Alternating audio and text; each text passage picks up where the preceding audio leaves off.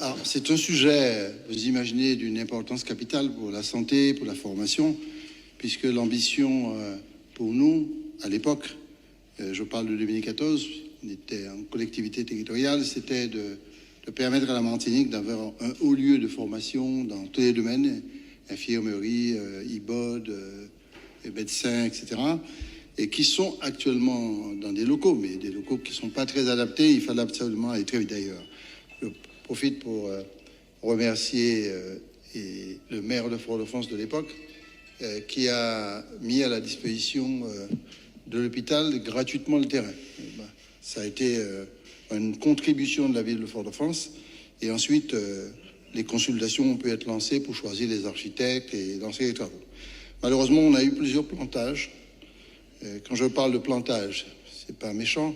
Simplement, on a eu plusieurs difficultés majeures dans les attributions de l'eau. Excusez-moi. Et on a pris pratiquement 2 ans pour attribuer les marchés. Les procédures ont été très longues. Sur 17 attributeurs en 2019 des marchés, parce qu'il y a 17 lots, il y a plus de à peu près ça. On n'a eu que 9 attributions. Et ça a duré 2 années pour relancer les consultations. Bon, les procédures marché sont très compliquées et très difficiles, vous le savez. C'est d'ailleurs pour ça, nous ne partageons pas le même point de vue, qu'il ne faut pas vouloir tout faire en régie. Il ne faut pas vouloir tout faire en régie. On va se planter, quoi. Vous avez 67 lycées et collèges. Si vous faites toutes les réparations en régie, c'est 29 lycées à reconstruire lourdement, à restaurer lourdement pour les risques sismiques, et c'est 6 collèges et lycées à reconstruire. Vous imaginez bien que si vous faites ça en régie, c'est-à-dire à l'intérieur de la collectivité, vous êtes parti pour au moins 100 ans, quoi. Bon.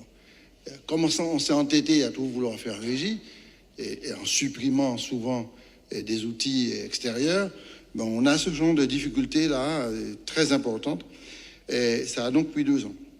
La deuxième chose, le chantier a été lancé avec 17 intervenants. Bien sûr, quand vous avez des intervenants, vous avez des coordinateurs techniques, vous avez des architectes, vous avez des bureaux d'études.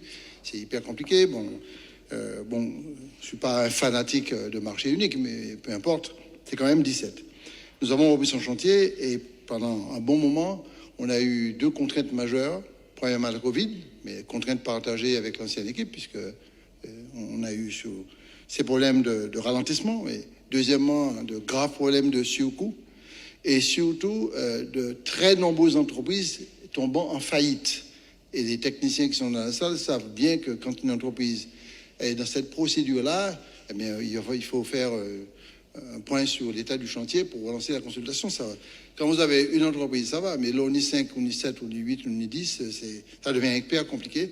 On a quand même réussi à relancer pratiquement toutes les procédures. Et deuxième inconvénient majeur, c'est la situation de la collectivité territoriale. Bon, beaucoup d'avenants pour chaque entreprise. Les avenants prennent du temps, puisque ce sont des avenants justement pour pouvoir liquider les paiements, et qui sont souvent rejetés parce qu'il manque une virgule, mais surtout les besoins financiers. Donc les 240 millions d'euros qu'on a trouvé, le trou, ce que l'on appelle le trou, il a fallu que, bien sûr, diminuer ce trou-là pour être capable de payer. Donc on a réussi à ramener le trou de moins 240 millions à environ 50-60 millions, moins 50-60 millions. Donc on a recommencé cette année, grâce au budget, Monsieur le Président, que vous avez voté, puisque sans votre vote de l'Assemblée, on n'avait pas eu cette liberté de pouvoir actionner les paiements. Et le budget que nous avons voté en janvier 2023, premier trimestre 2023, nous a permis de déclencher tout un processus de paiement d'entreprise. Je suis très content de vous annoncer que les 17 entreprises doivent avoir 2 avenants à faire passer pour payer. Les 17 entreprises n'ont aucune observation à faire majeure sur des factures non payées, que je traînais depuis 2 ans, 3 ans. Bon, on n'est pas là pour faire de reproches, mais on a pratiquement tout payé tout le monde, parce qu'on ne peut pas demander à des entreprises de travailler et ou pour payer sans louer, quoi. Bon. Donc on a fait ça. Ça me semble extrêmement important. Je vous pourrais donner le détail mais, de l'ensemble des opérateurs qui ont bénéficié depuis 3 mois des déblocages de paiement et d'avenants à régulariser. Ça permettra à certains qui font de la com tous les 2 mois ou tous les mois sur ce sujet-là puissent avoir des documents et des éléments fiables qui va mieux alimenter leur imaginaire et leur imagination, quelquefois qui perturbe. Ceci étant dit, je voudrais quand même indiquer quelque chose qui m'a choqué. C'est, Monsieur le Président, lorsque vous faites des marchés, ne mensualisez pas les paiements. Ça a pire les choses à faire. Si vous mensualisez les paiements, et c'est pratiquement ce qui s'est fait là pour notamment les maîtres d'œuvre et les coordonnateurs, si vous le mensualisez et que ça a du retard, eh bien vous allez payer plus que ce qui est réalisé. C'est exactement ce qui s'est passé. Les maîtres d'œuvre sont payés à 85%, alors que la réalisation du chantier est à 40%. Bonjour les dégâts. Bon, là, on boucle pas qu'à travailler pour l'argent, eh bien, il paraît là-bas encore. Donc, ce qui fait qu'on a dû être très dur. Et j'ai présidé moi-même une réunion ici avec l'ensemble des entreprises. Ça s'est très bien passé. On a un relais, Fernand Odonac, qui a techniquement cadré 2 ou 3 sujets, pas m'attarder dessus. Et je rencontre à nouveau les entreprises d'ici 2-3 semaines afin de faire un point précis.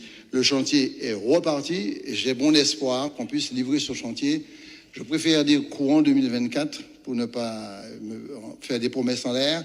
Je pense qu'assez tôt l'année 2024, nous aurons le bénéfice de pouvoir mettre en œuvre et livrer ce bâtiment, d'autant plus que nous avons reçu la formation complète de médecine en Martinique et en Guadeloupe, et nous devons être à la hauteur et proposer à ces élèves et à ces enseignants et à l'administration du CHU un bâtiment de grande qualité.